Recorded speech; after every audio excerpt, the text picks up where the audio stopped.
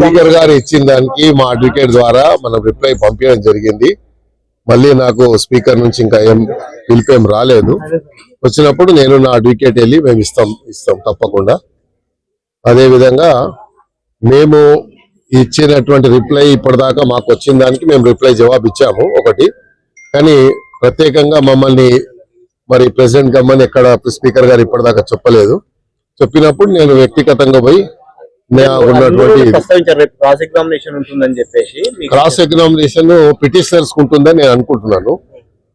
నాకు తెలిసిన లా ప్రకారంగా పిటిషనర్స్ కి ఉంటది.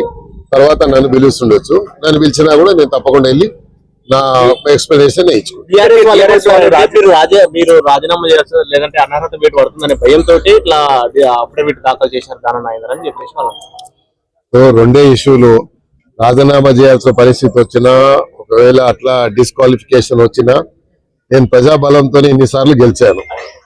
అక్కడ ఆసిఫ్ నగర్ లో ఎంఐఎంఓలో అంత బలమైన ఉంటేనే నేను ప్రజలతో గెలిచాను. కాబట్టి ప్రజల మనిషిని, ప్రజల మధ్యలో ఉండేటోని. ప్రజాబలమే నా బలం. తప్పకుండా నేను అలాంటి పరిస్థితి వస్తే తప్పకుండా మళ్ళీ ప్రజాక్షేత్రంలో వస్తాను. తప్పకుండా మళ్ళీ పోట్లాడతాను.